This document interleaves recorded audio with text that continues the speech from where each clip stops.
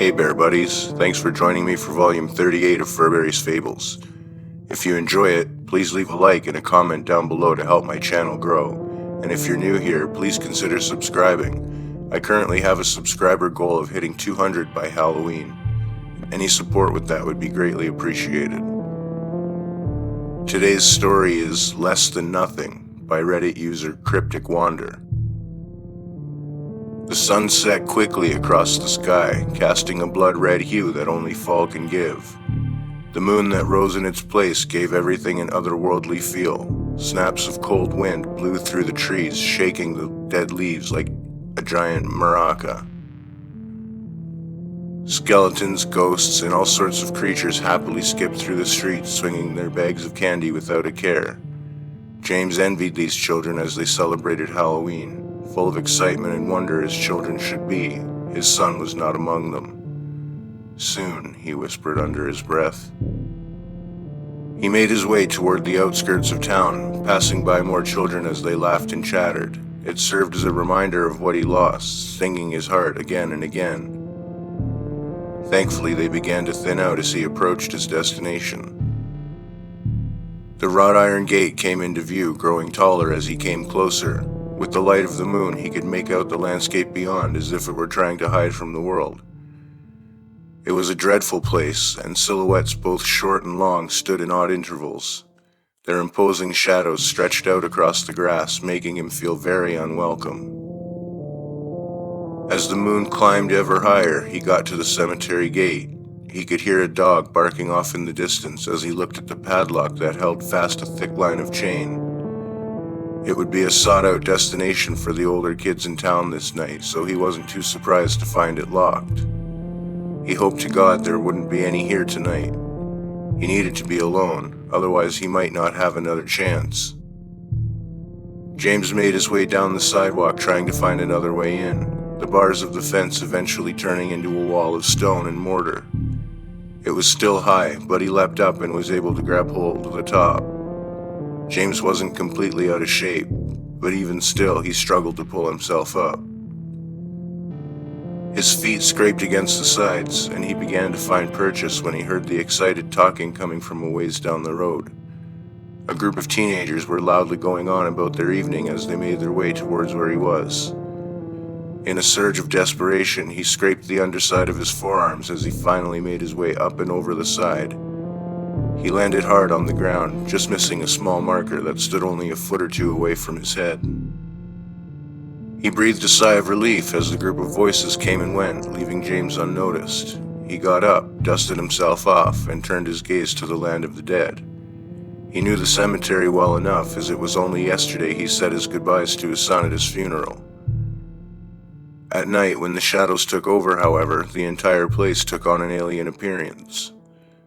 The tree branches clacked together, adding to the odd sounds that rose in the distance.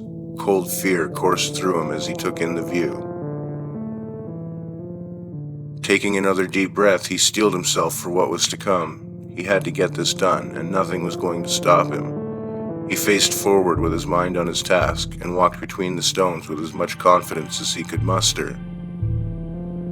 Eventually, he got his bearings when he saw the large paved road that had a shed at the turn. He made his way past and continued as the grade began to rise. Off in the distance there came a sound, a clacking from the road ahead of him that was rapidly coming closer. He didn't have a weapon of any kind, and he braced himself to kick whatever it was, then was surprised to find a large dog. It stopped a few feet away and gave a sad whimper. His heart nearly leapt out of his chest, and he once again composed himself. "Get lost," he whispered harshly. It gave him a sideways look and walked back towards the shack. James shook his head and continued on. Nearly at the crest of the hill, he looked off to the left and saw the large stone building his son lay in. He walked over to the stone steps, slowing down to get a grip on his thoughts and feelings. It was a moment of reverence as happy memories of his boy came to mind. Those feelings then soured, and tears began to fall from his cheeks. Those thoughts turned to the ruined remains he was forced to look upon the day Nathan was found. His son walked home from school as he lived only 9 blocks away. When he never showed up, James called the police to report him missing, and it was a few days later his body was found. It was stuffed behind some bricks at a construction site outside of town. He was clearly murdered, and he was so horribly mutilated that James couldn't clearly identify him without dental records. Skin was slashed and torn, and his face had been caved in, most likely from the large chunk of bloody concrete found close by. It was a closed casket funeral, and having lost his wife to an aneurysm 5 years prior, the attendance was small. It was at the funeral that the odd man approached him. He was dressed in a large gray coat, and a wide-brim hat sat atop a head full of gray hair. He seemed to keep to himself as Nathan's coffin was placed into his tomb. The entrance was sealed, and what few friends and family came began to shuffle out. Before long, it was just James and the man. James began to walk out as well, pulling out a pack of cigarettes to light one. He pat his pockets and sighed in annoyance that he had forgotten to bring a lighter. The man picked up on this and approached, handing him a book of matches. "I am truly sorry for your loss," he said. Lost in his grief, James just gave a quick nod and thanked him as he sparked one of the sticks. Always sad when a father outlives his child, but it doesn't have to be that way. "Please, I don't know who you are, but can you just leave?" replied James. "In time I shall. However, first I must insist that you hear me out. There is a way for your son to come back." James creased his eyebrows at this. Clearly the man was insane, and his nonsense was quickly getting on his nerves. "I think you better just go. Who are you anyway? What possible reason could you have for being at my son's funeral?" "Why, I am a friend, Mr. Monroe. You may call me Nick. I am offering you the chance of a lifetime. Tomorrow it will be Halloween, and the veil between the living and the dead will be at its thinnest. That is the only chance you will have. The instructions are here on this card," Nick said, offering it to him from between two gloved fingers. "Follow these instructions precisely, and you can have your boy back. And I do mean precisely." James looked the purple card over and scoffed, letting it drop to the stone steps of the mausoleum. "Again, I urge you, do them to the letter, or things could go horribly wrong. That is all, Mr. Monroe. Good day," said the man as he tipped his hat and walked off. James picked the card back up after he left. Of course it was stupid, and entertaining the idea made him even angrier. As the day went by, however, he found himself fantasizing about its success while turning it over and over. What if, he wondered, he missed Nathan terribly and would give anything to have him back? When Halloween came the following day, he felt he had no other choice. So, here he was, standing in front of the great stone building. The door was locked as well, but the chain snapped easily as though it was no bigger than a necklace. He opened the door and almost lost his balance when he saw how dark it was inside. It was as if he opened up a void that would swallow him up like he had never existed. He took a breath and stepped inside. Each footstep echoed through the place of rest, loud enough to wake the dead, he thought.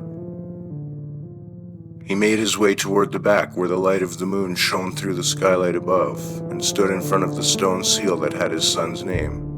After running a hand down the sandblasted letters, he wrapped the tips of his fingers around the sides and began to pull. The sealing putty hadn't yet hardened, and wouldn't for another few months. Even still, the airtight vacuum made it a slow task. His joints ached, but after a few minutes it slowly gave, and the seal was broken. The slab fell to the floor with a resounding shatter of stone, and he looked into the dark tomb where Nathan's coffin sat. It was heavy, but he managed to pull it out with some effort, and guided it to the floor as gently as possible. After unsnapping the locks to the lid, he pulled it up, and there was the destroyed face of his son. The skin was glued back as well as it could be, however large amounts of bone still glistened through in the moonlight. Tears formed once more, making it difficult to read, but he looked at the card and read the instructions once more. Place 5 candles around the body in a star fashion and light them. Anoint the head with oil. Place your hands upon the chest and recite the words. It was a hard process for him. The oil made Nathan's tattered skin come loose, and the feeling of it around his fingers made James queasy. Using the matches Nick provided him, he lit the candles one after the other and cleared his throat. As he began to speak, the door out front banged against the wall, making him jump. He looked to the left, not sure what to expect, and the dog from earlier made his way up to him. "Get!" he yelled, giving the dog a smack on the leg. It whimpered and strolled over to the corner where it curled up and sat. The eyes of the dog on him made him feel guilty, like he was some kind of monster. He put it out of his mind and continued his morbid task. Permitto Legion, aciper animam, fili me, nemo sit inter illum et obscurum interfaciens. The odd words rang through the empty building, and at first nothing happened. James looked fearfully down at his son's dead body, both hoping it would and wouldn't rise. More silence filled the space, and he threw the card across the room. Disappointment and anger began to creep in. He was close to completely losing it when he heard a crackling sound. It was something like water when it rapidly froze, and then a violent explosion erupted in front of him. As if the air itself was ripped open, a blue window to somewhere else was presented. Through the window he could make out a forest of dead-looking trees, and yes, the face of a child. It was Nathan. The air around him blew harshly as a tall figure walked in from the entrance. It was Nick from the funeral, still wearing his heavy coat and wide-brimmed hat. James couldn't see his face. As he squinted, Nick's deep voice boomed out. "Mr. Monroe, I must thank you for all your work." "What is this? How do I get my son out of there?" he yelled back. His face remained hidden, but his eyes began to glow bright red like that of an electric burner. The man walked forward and bent down to stroke what remained of the boy's cheek. Once more he rose to his feet, then lifted a hand to the portal. "This is the gateway to Purgatory. When a person dies, their soul goes here and is judged on its way to their final destination. Only a human is able to open the door. So if I walk through there, I can get Nathan?" "Presumably, yes. However, you were never opening it for yourself, and I doubt you'd survive the terrors that call it home." "What do you mean?" "You should really brush up on your Latin, Mr. Monroe. What I mean is, without the guidance of God to protect you, the evil that dwells in Purgatory's dark reaches will rip you apart and drag you to hell. Normally, a child his age is automatically brought to heaven's gate, and as the Bible says, I will fear no evil, for thou art with me. However, when you read the words from the card, as his parent and guardian, you gave me full access to his soul." "You son of a bitch, who are you really?" He began to chuckle, the tone rapidly dipping down multiple octaves. The coat he wore burst open, and the leathery wings spread out. The hat fell to the ground as the large horns of a ram pushed out of his skull and curved.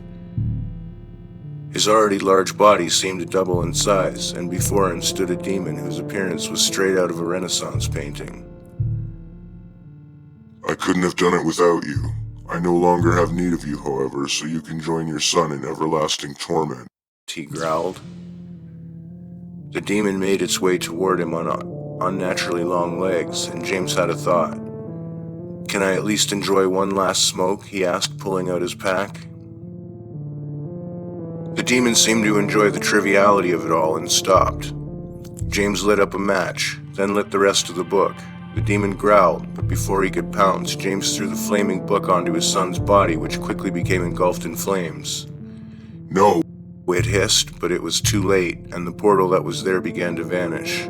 James was able to catch one last glance of his son, and the demon was on him. It crushed his body with massive fists and ripped at his flesh with sharp claws. The dog that had taken its place in the corner got up and made a beeline for the demon, taking its forearm into its teeth. The demon threw the dog off with ease, and it landed on the other side of the portal. Blood was pouring out of James's body, but he smiled through the pain, knowing his son would be okay. "Don't look so smug, you pig. I might not be able to take him, but he still has no protection. There are many others that will happily rip him to pieces again and again." The light from his eyes faded, and James let out his final breath.